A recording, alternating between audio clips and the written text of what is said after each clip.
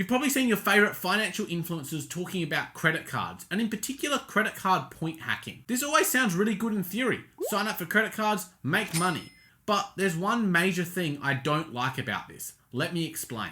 First, we have to explore what is credit card point hacking. Credit card point hacking involves you getting credit cards with the sole purpose of making money off the rewards points. The rewards typically happen in two different ways. We have the upfront or the sign-on bonuses, and then we have the ongoing points, which is normally on a points per dollar spent. Now, the sign-up ones is typically what gets talked about the most when it comes to credit card point hacking, and that's what I'm going to focus on here. So, sign-up bonuses are what gets you in, why you should sign up for that credit card. So, they're typically going to offer you some form of points in a frequent flyer, for instance, upfront for signing up for that credit card. Now, you've got to be very careful because as we're going to go through, there's normally terms attached to these. It's not just a sign up and these points get credited on the same day. Now, I'm going to use the example here of the NAB Qantas Rewards Platinum card. Now, with this one, you get 70,000 bonus Qantas points when you sign up. Now, you do have to spend $2,000 within the first 60 days, but it will also reduce the annual card fee down to $150. But what is 70,000 Qantas frequent flyer reward points actually worth?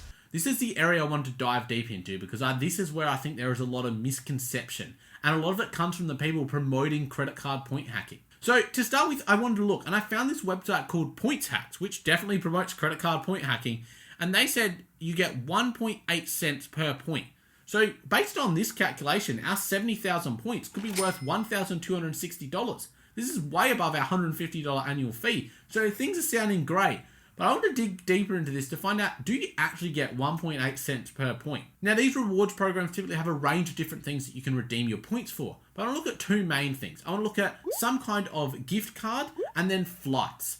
So let's start with the gift cards. And with the Qantas Frequent Flyer, I found that you can get a $100 gift card for 30,820 points by the time you pay for a postage fee, because this is a physical card. So this works out to be 0.3 cents per point. So definitely not 1.8 cents. In fact, a sixth of what's being promoted on Points Hack. So for our 70,000 bonus points, we're going to get $210 in value. Now we obviously have our $150 fee, so we're going to make $60 profit. Now this is all well and good, but I'm going to talk about later on in the video why I still have an issue, even when you do make profits. Now let's look at flights, and typically things like flights, especially when they're being offered by Qantas through their system, is obviously going to give you a better return per point spent. So I went to Webjet and found a flight from Adelaide to Melbourne for $144. Now when I went onto the Qantas Frequent Flyer program, that same flight I could get for 8,000 points plus $40. So in essence, I'm going to save $104, but I'm going to be using 8,000 points. So this equates to 1.3 cents per point. So if we look at that again for our 70,000 points, if we're going to redeem them all for flights based on this points per dollar ratio, then that is going to give us $910 in value.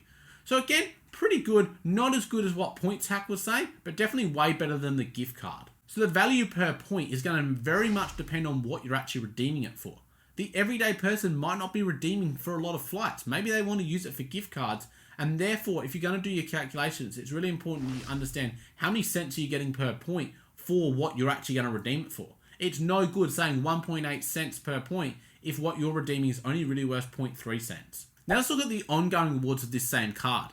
So we're going to get 1 point for every $1.50 we spend for our first 3,000 and 1 point per 3,000 spent for the next 3,000, and it's capped at 6,000 total spend to get points. You can already see this gets a little bit confusing. It's not just a simple, it's 1 point per dollar. We've got different points to dollars ratio as we're spending more. We've got a cap limit. So these are all things that you need to keep in mind. Now I'll bring up this little table here, and you can see our value is going to be very different depending on what we're spending on. So if we go off our three different scenarios, we're getting value anywhere between $6.50 and $36 per month for a $3,000 a month spend. So if we take this now over a full year, this is value between $78 and $432 for our ongoing spending if we were spending $3,000 per month. But this is obviously going to require us to spend $36,000 a year, which a lot of people probably aren't going to be doing through their credit card. So this caps our total benefits in a 1 year period if we were to sign up, meet the sign up bonuses and spend the $3,000 a month at anywhere between $288 and $1,342, which will sit our profit anywhere between $138 and $1,192. Now that high end, I'm yet to find what they're actually redeeming to get that 1.8 cents per point, but I'll take their word for it for this example. Now, a lot of this sounds really positive, but what are the issues? And a lot of my issues come from who is actually promoting these and the issue of credit cards in general. So the people typically promoting these are people like financial influencers. It might be here on YouTube, it might be via a blog, but they have a hidden agenda when they're talking about this. And this is because credit card advertisers are willing to pay big dollars for people talking about credit cards. So whether it's a financial influencer that maybe's got a YouTube channel, and therefore when they're talking about promoting credit cards, credit card companies are putting their ads on these, and credit cards typically are one of the most highest paid ads when it comes to YouTube. So you're probably going to have people talking about them positively because they know that they're going to get good money off that content because of the high ad spend in that industry. We then have people with blogs, and again, it's the same Google ad system likely, and therefore advertisers are willing to pay more to get in front of people because they know they make good money off credit cards. So that's my biggest concern, is that the people talking about these have an ulterior motive for making content about this topic in a positive light. My other concern about these people promoting it is their audience may not be as well financially educated as them, and therefore they could fall into the trap of credit card interest. So it's all well and good for people to talk positively about credit cards if they're really educated on money and they understand the trap of the interest rates when it comes to credit cards. But for those that aren't as educated, it might not be as clear, and they could fall into the trap of paying a lot in interest. So as you can see here, the average rate for a rewards card was 19.97% compared to 14.27% for a non-reward card. So this is incredibly high interest rates, and I only expect these to go up as our general interest rates are rising. We then have all the other negatives attached to credit cards, such as the annual fees.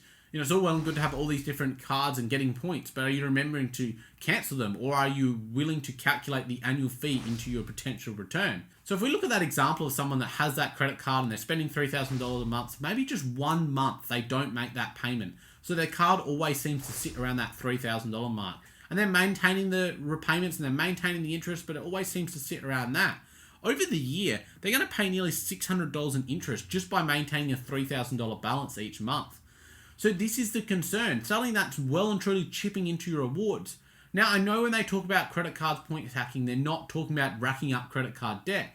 But to get a lot of these things, you have to start spending. And if people aren't good with their money, they might forget to pay it down or might not be in the position to pay it down. And then that's when they run into problems. And suddenly all those profits they've made off the rewards get eaten into and potentially go into the red. It all comes down to the reason they typically get pushed, whether it's by a website like PointsHack or whether it's by a YouTuber or whether it's by a blogger, is because they're likely going to make good ad revenue on that. Or maybe they've even got referral partners where, again, they're getting good commissions for signing people up. Their target audience also may not be that good with money and therefore fall into some of these traps. There's a reason why advertisers are willing to pay big in this area, and it's because they make great profits by having people sign up for credit cards. So if we know that the credit card companies are making money and the influencers are making money, the big question comes from, are you actually making money?